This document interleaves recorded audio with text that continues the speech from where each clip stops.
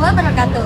Halo semuanya, perkenalkan kami dari kelompok 3 yang beranggotakan saya Hoirunisa Umami, Muhammad Nanda Firly Evansyah, Muhammad Zaki Syafiq, Nafa Anggraini, Izul Akbar Bima Sakti, dan Lilis Jayanti. Nah, pada kesempatan kali ini kita akan memaparkan materi dengan judul Analisis Perkembangan Obligasi Syariah serta pengaruhnya terhadap pasar modal syariah dan pertumbuhan ekonomi di Indonesia. Nah, judul yang sangat menarik kan? Yuk simak videonya. Di Indonesia, sektor investasi syariah memperluas pasar modal untuk mendorong pertumbuhan ekonomi. Nah, pasar modal ini memegang peran penting loh bagi pertumbuhan ekonomi di Indonesia. Salah satu instrumen pasar modal yang memperoleh return besar yakni obligasi syariah atau biasa disebut dengan sukuk syariah. Sukuk dapat membangun perekonomian yang lebih baik. Sukuk dalam keuangan Islam sangatlah dikenal dan masuk perdagangan internasional yang dapat mengakibatkan arus kas dialihkan menuju luar pasar domestik. Nah, sebelum kita lanjut lebih dalam lagi, kita akan memahami terlebih dahulu nih tentang konsep obligasi dalam sistem konvensional dan juga sistem syariah. Menurut Undang-Undang Nomor 8 Tahun 1995, obligasi konvensional yaitu surat berharga jangka panjang yang bersifat hutang yang dikeluarkan oleh emiten kepada pemegang obligasi dengan kewajiban membayar bunga pada periode tertentu dan melunasi dana pokok pada saat jatuh tempo. Sedangkan obligasi syariah menurut fatwa DSN MUI adalah suatu surat berharga jangka panjang di mana obligasi ini berdasarkan dengan prinsip-prinsip syariah yang dikeluarkan emiten kepada pemegang obligasi syariah dan juga mewajibkan emiten untuk membayar pendapatan kepada pemegang obligasi syariah berupa bagi hasil atau margin serta membayar kembali dana obligasi pada saat jatuh tempo. Nah, materi selanjutnya akan dilanjutkan oleh rekan saya. Selanjutnya, pasar modal syariah semakin berkembang di Indonesia dengan adanya produk keuangan berbasis syariah, termasuk produk suku atau obligasi. Syariah merupakan instrumen keuangan yang memungkinkan pemindahan aset atau manfaat atas aset dari penerbit kepada investor. Terdapat 3 jenis suku. Suku berdasarkan penerbitnya, suku pemerintahan, suku korporasi, dan suku global. Mungkin teman-teman agak bingung ya, apa itu suku pemerintahan, suku korporasi, dan suku global. Suku pemerintahan atau suku negara ialah surat hutang syariah yang diterbitkan oleh negara untuk keperluan pembiayaan APBN negara atau proyek-proyek negara seperti pembangunan infrastruktur. Lalu, suku korporasi ialah surat hutang syariah yang diterbitkan oleh perusahaan atau emiten untuk keperluan pembiayaan kebutuhan dana perusahaan atau proyek-proyek perusahaan. Lalu yang terakhir yaitu suku global ialah surat hutang syariah yang diterbitkan oleh negara lain secara internasional. Metode penelitian dan analisis data penelitian ini menggunakan pendekatan kualitatif deskriptif dengan data sekunder yang terdiri dari literatur seperti buku, artikel jurnal, dan publikasi terkait. Teknik analisis isi digunakan untuk merumuskan tujuan, mendefinisikan konsep penting, mencari informasi yang relevan, dan mempresentasikan hasil penelitian secara deskriptif. Lalu untuk hasil dan pembahasannya, pasar modal syariah di Indonesia secara resmi diluncurkan pada tahun 2003. Namun, instrumen pasar modal syariah itu telah hadir sejak tahun 1997 dengan peluncuran dana reksa syariah pada tahun 1997. Kemudian, BEJ atau Bursa Efek Jakarta bekerja sama dengan PT Dana Reksa Investment Management meluncurkan JII atau Jakarta Islamic Index pada 3 Juli tahun 2000 untuk memandu investor yang ingin menanamkan dananya secara syariah. Selanjutnya, obligasi syariah mulai muncul di Indonesia dengan penerbitan obligasi syariah PT Indosat Tbk pada awal September tahun 2002. Pasar modal syariah terus berkembang dengan munculnya suku sebagai instrumen investasi yang menarik. Suku atau obligasi syariah dapat diartikan sebagai surat berharga jangka panjang yang diterbitkan oleh penerbit kepada pemegang obligasi syariah. Selain itu, suku juga dapat melibatkan pemindahan aset atau manfaat atas aset dari penerbit kepada investor. Potensi pengembangan obligasi syariah di Indonesia mencakup penyaluran likuiditas yang aman dan peluang investasi bagi masyarakat muslim Indonesia yang besar dalam jumlahnya. Dengan populasi penduduk muslim yang besar, pasar modal syariah di Indonesia memiliki prospek pertumbuhan yang cerah. BEI atau Bursa Efek Indonesia juga menyatakan Pasar modal syariah di Indonesia memiliki potensi yang besar, terutama karena jumlah penduduk muslim yang tinggi di Indonesia. Bisa teman-teman lihat bahwasannya jumlah penduduk muslim terbesar di dunia itu yaitu Indonesia sebesar 231 juta, lalu yang kedua ada Pakistan 212,3 juta, lalu yang terakhir ada India yang ketiga 200 juta, dan seterusnya. Dengan hadirnya suku sebagai instrumen investasi yang menarik, pasar modal syariah di Indonesia terus berkembang dengan mengakomodasi kebutuhan umat muslim dan non-muslim yang ingin berinvestasi dengan prinsip syariah. Melalui pembahasan ini, saya harap teman-teman semuanya dapat memahami peran pasar modal syariah dan suku dalam pengembangan ekonomi berbasis syariah di Indonesia. Selanjutnya akan dilanjutkan oleh rekan saya. Baik, yang selanjutnya yaitu yang ketiga, pertumbuhan ekonomi Indonesia yang menjanjikan. Indonesia sebagai negara yang populasi muslim terbesar di dunia tentu memiliki prospek yang sangat bagus dan pengembangan obligasi syariah. Sebagai negara berpenduduk muslim di dunia, minat masyarakat terhadap lembaga keuangan untuk menjadikan suku sebagai bagian dari portofolio terlihat sangat signifikan. Pada grafik dapat dilihat bahwa perkembangan suku korporasi mengalami peningkatan dari tahun ke tahun. Dibuktikan dengan nilai akumulasi penerbitan suku korporasi per Januari 2024 yaitu sebesar 100,899 triliun. Akumulasi jumlah penerbitan suku korporasi hingga Januari 2024 sebesar 462 penerbitan suku. Nilai total outstanding suku korporasi sebesar 46,27 triliun hingga awal Januari 2024. Jumlah outstanding suku korporasi yang beredar di Bursa Efek Indonesia mencapai 238 emisi.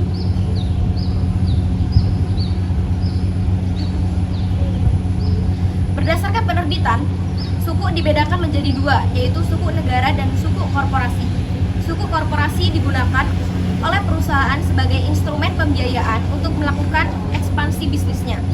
Suku negara atau suku pemerintah digunakan untuk membiayai defisit anggaran yang disebabkan pendapatan perpajakan dan non perpajakan yang tidak dapat menutup jumlah belanja yang dianggarkan oleh pemerintah.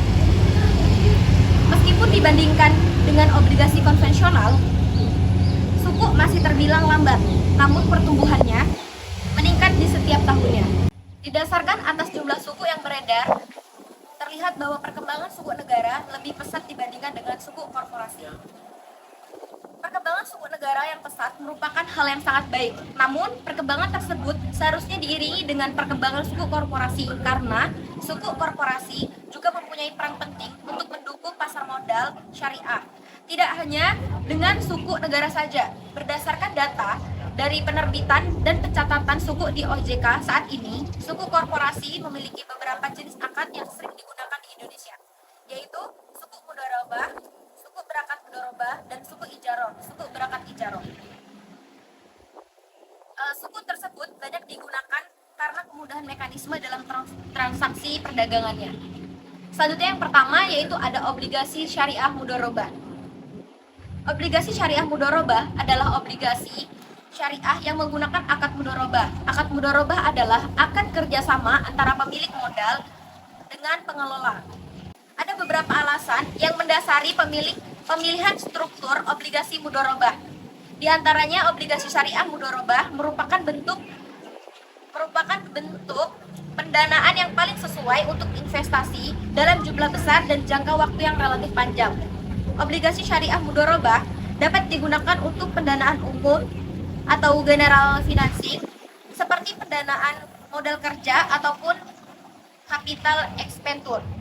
Mudharabah merupakan percampuran kerjasama antara modal dan jasa atau kegiatan usaha, sehingga membuat strukturnya memungkinkan untuk tidak memerlukan jaminan atas aset yang spesifik. Hal ini berbeda dengan struktur yang menggunakan dasar akad jual beli yang mensyaratkan jaminan atas aset yang didanai. Selain itu, Mudharabah dipilih karena kecenderungan regional dan global. Dari penggunaan struktur mudharabah dan bai atau bai tamam ajil menjadi mudharabah dan ijarah. Adapun ketentuan atau mekanisme obligasi syariah mudharabah adalah yang pertama, yaitu kontrak atau akad mudharabah dituangkan dalam perjanjian perwaliamanatan.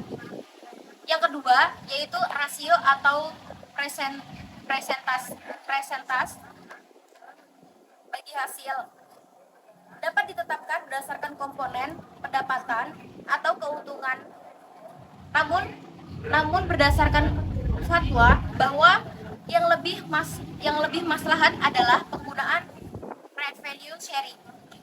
Yang ketiga, yaitu ada hisbah bagi hasil dapat ditetapkan secara konstan, meningkat ataupun menurun dengan pertimbangan proyeksi pendapatan emiten, tetapi sudah ditetapkan di awal kontrak. Dan yang keempat, yaitu pendapatan bagi hasil merupakan jumlah pendapatan yang dihasilkan yang menjadi hak dan oleh karenanya harus dibayarkan oleh emiten kepada pemegang obligasi syariah. Lalu yang kelima, yaitu pembagian hasil pendapatan atau keuntungan dapat dilakukan secara periodik, yaitu tahunan, semesteran, kuartalan maupun bulanan.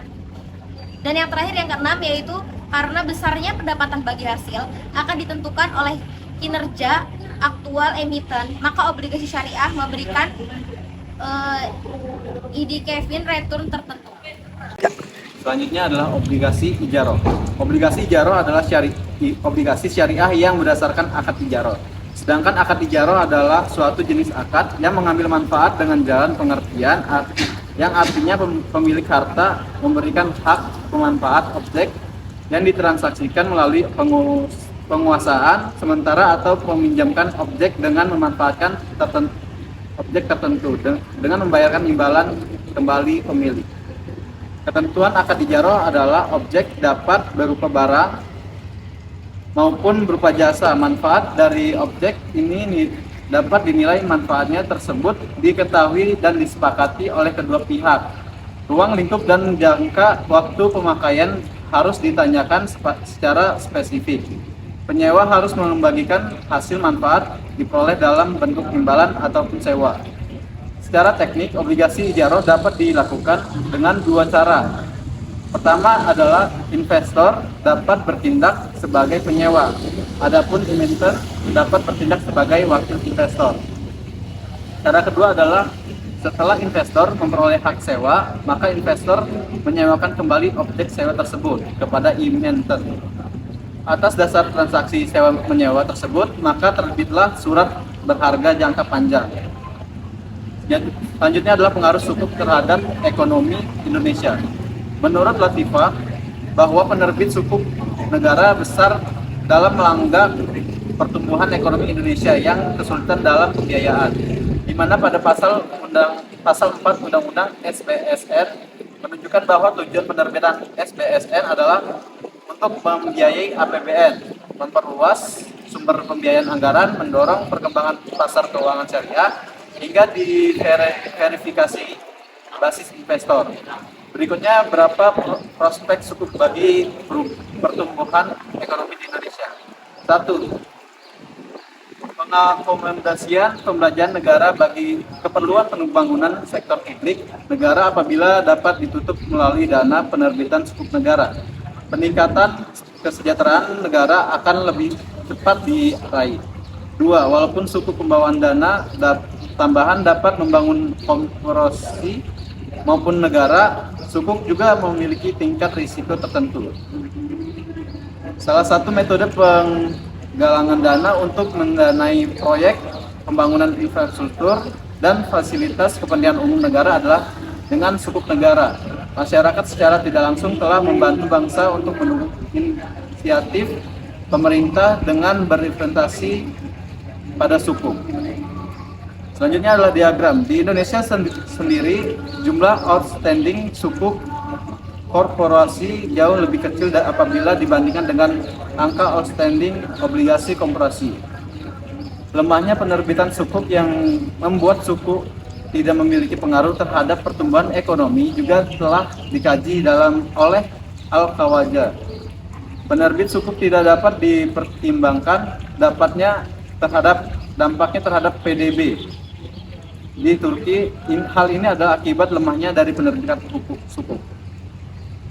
Namun dapat dilihat dari perkembangan sukuk, apabila potensi untuk berpengaruh terhadap pertumbuhan ekonomi, sukuk memiliki potensi sangat besar untuk ikut andil dalam pembangunan perekonomian nasional, serta membantu misi pemerintahan memajukan pasar keuangan syariah Indonesia, karena sukuk juga merupakan instrumen investasi dapat menciptakan permodalan untuk pembangunan. Sekian dari saya. Selanjutnya adalah pengaruh sukuk terhadap pasar modal syariah. Sukuk atau obligasi syariah adalah instrumen keuangan yang memiliki dampak signifikan terhadap pasar modal syariah di Indonesia. Meskipun penerbitan sukuk masih relatif kecil, grafik pertumbuhannya menunjukkan peningkatan yang signifikan dari tahun ke tahun. Faktor-faktor seperti kondisi ekonomi, pemahaman manajemen seperti proses penerbitan dan aspek perpajakan mempengaruhi rendahnya penerbitan sukuk. Dampak dari pertumbuhan sukuk di Indonesia sangat berarti, terutama dalam mendukung pembangunan infrastruktur negara. Peningkatan penerbitan sukuk menunjukkan kemampuan investor dalam menanggulangi resiko pada aset produktif. Selama periode 2018 sampai dengan 2022, sukuk dalam pasar modal menunjukkan kondisi yang sehat, membantu investor menghadapi resiko yang mungkin terjadi. Meskipun perkembangan sukuk di Indonesia positif, pemahaman yang masyarakat tentang sukuk masih minim. Sosialisasi yang kurang dapat membatasi pemahaman dan penerimaan masyarakat terhadap obligasi syariah. Investasi dalam sukuk memberikan alternatif pembiayaan dan investasi yang beragam bagi perusahaan dan investor. Melalui akad, masyarakat, dan istisna, sukuk dapat menjadi instrumen keuangan yang lebih luas. Sosialisasi investif, regulasi yang jelas, dan kerjasama lembaga terkait penting untuk mengembangkan investasi syariah di pasar modal. Dengan demikian, sukuk berdampak pada investasi, sosialisasi, dan penyaluran regulasi dalam pasar modal syariah Indonesia. Baik, terima kasih. Selanjutnya, regulasi. Perkembangan sukuk yang rendah berdampak pada regulasi yang dikeluarkan oleh regulator. Laporan kajian pengembangan efek syariah Bapepam tahun 2009 merekomendasikan perlunya dilakukan revisi peraturan tentang akad-akad yang digunakan dalam penerbitan efek syariah di pasar modal dengan menambahkan peraturan mengenai akad musyarakah dan akad istisna. Selanjutnya, diperlukan sosialisasi dan edukasi mengenai hal tersebut kepada pelaku pasar, khususnya emiten, penjamin emisi efek, wali amanat, dan profesi penunjang pasar modal, serta pelaku pasar modal lainnya yang turut terlibat dalam penerbitan sukuk.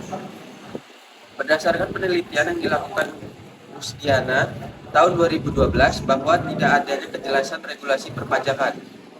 Perlu diketahui bahwa peraturan perpajakan menjadi unsur penting yang menentukan minat terhadap instrumen sukuk. Kemudian Intana tahun 2013 dalam wawancara bersama OJK atau Otoritas Jasa Keuangan yang dimuat dalam majalah SWA Online, bahwasannya OJK tengah mempersiapkan strategi untuk menjaga market tetap. Pada tren naik adalah mendorong peningkatan jumlah emiten, pengembangan basis investor, pengembangan produk, pengembangan infrastruktur pasar modal, hingga pengembangan pasar surat utang dan suku. Pertumbuhan suku dari tahun ke tahun yang masih rendah berdampak tiga hal dalam pasar modal, yaitu investasi, sosialisasi, dan regulasi. Dampak yang pertama itu adalah investasi, yaitu terkait aturan untuk peningkatan penerbitan sukuk. Investor yang menginvestasikan dananya pada instrumen pasar modal berbasis syariah perlu mendapatkan perlindungan dari regulator. Dampak kedua yaitu sosialisasi, khususnya upaya-upaya sosialisasi dalam meningkatkan pemahaman masyarakat terhadap investasi keuangan syariah pada pasar modal. Dampak yang terakhir yaitu pada investasi. Nah, demikianlah pemaparan materi yang dapat kami sampaikan. Terima kasih sudah menyaksikan. Wassalamualaikum warahmatullahi wabarakatuh. See you.